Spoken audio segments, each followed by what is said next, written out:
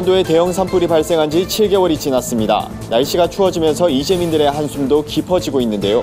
복구 상황은 어떤지 찾아가 봤습니다. 성별을 개인이 선택할 수 없도록 규정하고 차별 금지 사유에서 성적 지향을 삭제하는 국가인권위원회법 개정안 통과를 촉구하는 대회가 열렸습니다. 인도 빈민가 아이돌로 구성된 바나나 합창단이 노래로 희망을 전하기 위해 한국을 찾았습니다.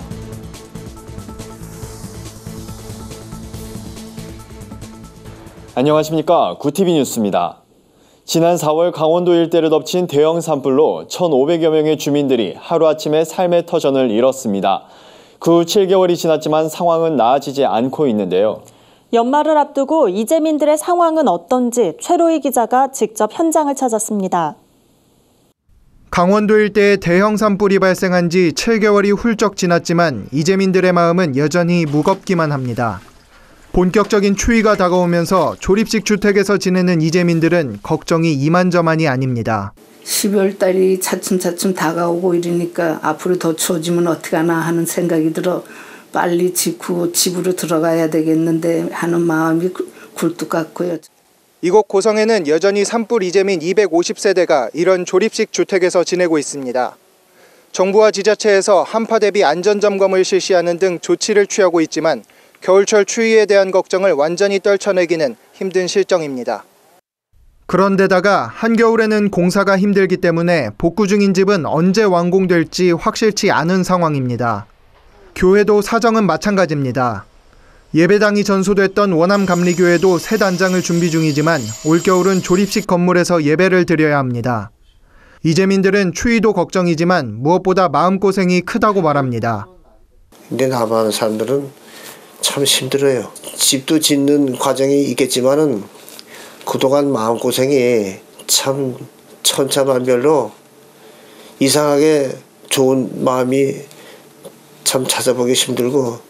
산불 피해 보상 특별심의위원회가 25일 6차 회의에서 합의에 이르지 못하면서 이재민들은 경제적 부담도 내려놓지 못하고 있습니다. 당초 30% 정도 책임을 주장해온 한전 측이 55%의 보상을 제안했지만 이재민들은 손해사정액 자체가 적은데 비율까지 낮추는 것은 실질적인 보상이 아니란 입장입니다. 일단은 저희 입장에서는요. 그냥 예전에 우리가 살고 있는 그 모습 그대로만 복구를 해줬으면 좋겠어요. 저희가 이렇게 무리한 요구를 하는 게 아닌 것 같아요. 예전에 저희가 잘못한 것도 아니고 그냥 저희는 살고 있는데 불이 난 거거든요. 올겨울은 평년보다 기온이 높을 전망이라지만 이재민들은 여느 때보다 추운 겨울을 맞고 있습니다. 이들이 따뜻한 봄을 맞을 수 있도록 하루빨리 근본적인 해결이 이루어지길 바랍니다. 구티비 뉴스 최로입니다. 국가인권위원회법에는 성적 지향에 따른 차별을 금지하는 조항이 있습니다. 판례에 따르면 성별도 개인이 선택할 수 있는데요. 여야 의원 40명과 400여 단체는 법적으로 동성애를 조장할 수 있다며 해당 조항을 삭제하고 선천적인 성만 인정하는 국가인권위원회법 개정안 통과를 촉구했습니다. 이들 단체에 따르면 성적 지향 조항은 동성애를 도덕적으로 혹은 종교적 이유로 반대하는 모든 언행을 위법 사례로 보고 있습니다. 실제로 동성 성행위의 보건적 폐해를 교육한 중학교 교사가 해당 조항을 어겼다는 혐의로 조사와 권고를 받았습니다.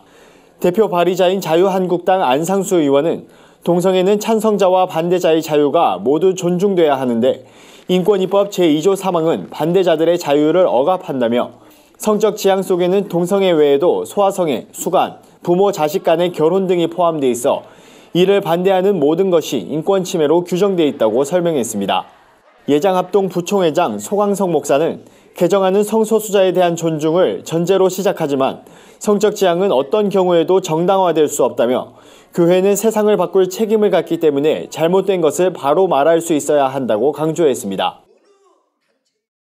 인도 빈민가 아이들로 구성된 바나나 합창단, 유명 성악가였던 김재창 선교사가 인도 최하층 신분인 불가촉 천민 아이들에게 꿈을 주기 위해 만들었는데요.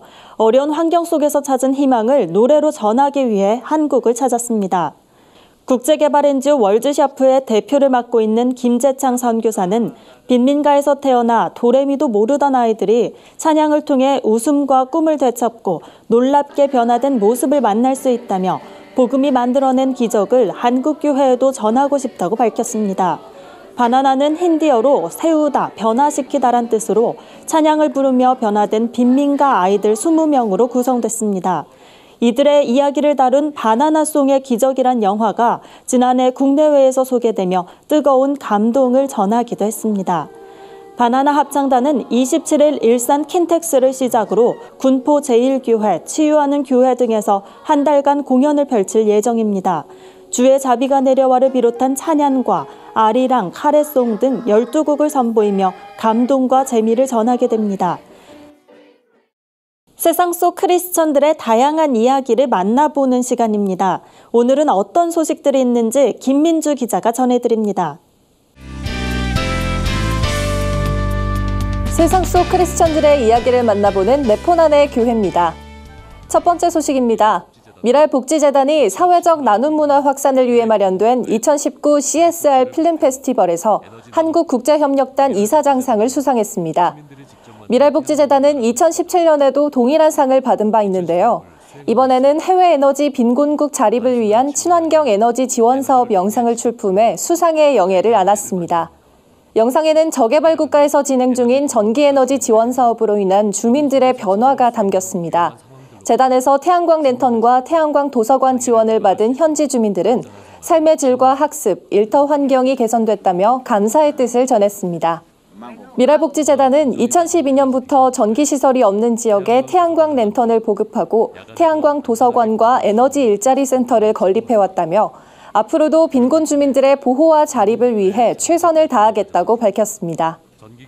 다음 소식은 글로벌 선교방송단 최승금 교회 기자가 보내왔습니다. 광은교회가 광명 지역에 도움이 필요한 이웃을 돕기 위해 이웃사랑 김장나눔 행사를 열었습니다. 총여전도회 주관으로 진행된 이번 행사엔 교역자와 총여전도회 회원, 성도들이 참여했습니다. 총여전도회는 1,800여만 원의 비용을 들여 김치 1,600포기를 담갔다고 하는데요.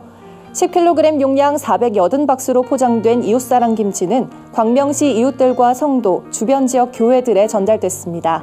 광은교회 김한배 목사는 올해도 김장나눔으로 도움이 필요한 분들을 섬기고 예수님의 사랑을 실천하게 되어 기쁘다며 김장나눔 행사에 협력해준 모든 분에게 감사하다고 소감을 전했습니다.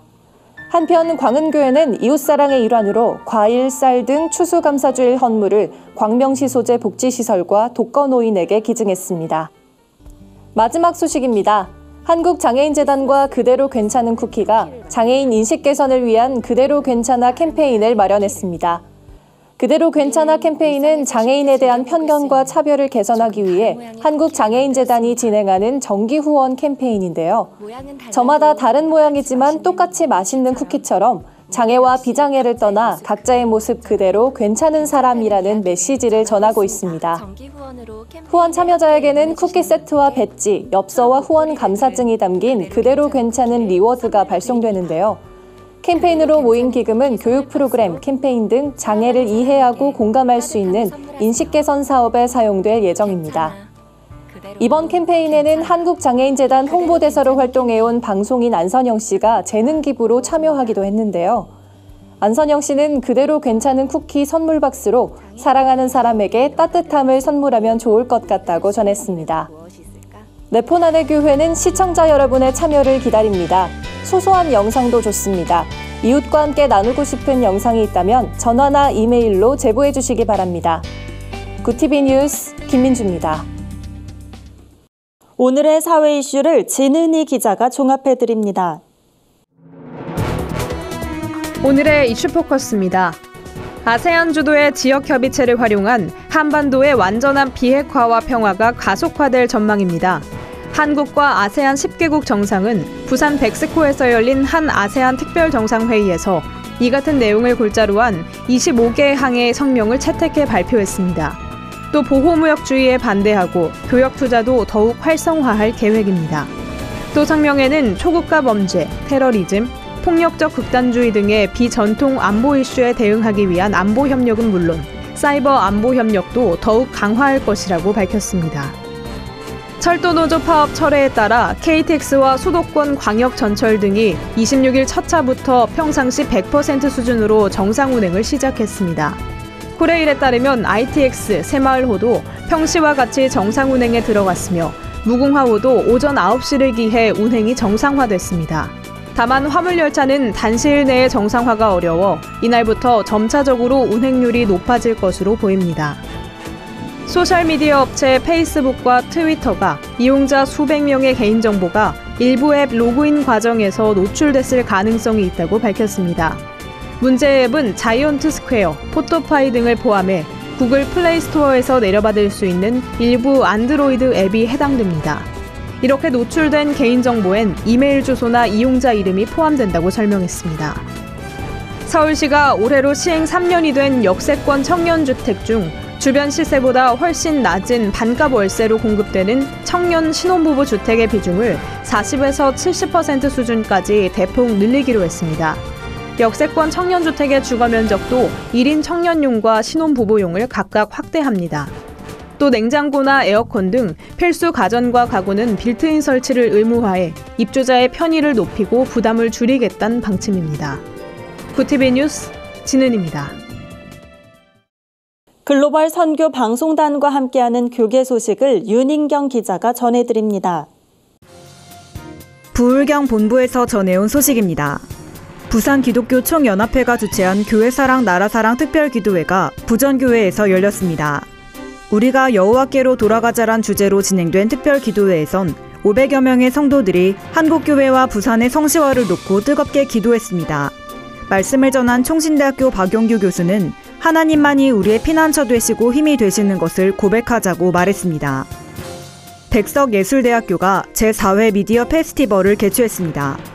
이번 축제엔 단편 영화와 3D 애니메이션 등 모두 34편의 작품이 전시됐습니다. 백석예대 디자인 미술학부 이기호 교수는 학생들이 6개월 동안 밤을 새며 만든 결과물이라며 전공 분야에서 입지를 다질 수 있도록 응원하기 위해 상영회를 처음으로 영화관에 따로 마련했다고 밝혔습니다. 한국교회연합이 성명을 내고 한일 군사정보보호협정 유예 결정에 환영의 뜻을 밝혔습니다. 한교연은 지소미아 종료 유예 결정이 내려짐으로써 한미일 안보 협력 관계의 파국을 면하게 됐다며 다시는 이런 위험한 도박으로 국가위기를 자초해선 안 되며 외교안보 책임자에 대해 반드시 책임있는 조치가 필요하다고 주장했습니다. 한국 순교자의 소리가 전 세계 핍박받는 기독교인들을 위한 기도 달력을 제작해 무료로 배포합니다. 달력엔 기독교 박해가 심각한 국가에서 기독교인들이 보내온 365일 기도 제목이 구체적으로 실려 있습니다. 현숙 폴리 대표는 기도 달력을 통해 우리의 생각대로 기도하는 것이 아닌 그들에게 필요한 제목으로 기도할 수 있다며 많은 한국교회 성도들이 동참해 주길 바란다고 밝혔습니다. 구티비 뉴스 윤인경입니다. 이상으로 뉴스를 마칩니다. 구티비 뉴스는 인터넷 신문 데일리 굿뉴스를 통해서도 보실 수 있습니다. 시청해주신 여러분 고맙습니다.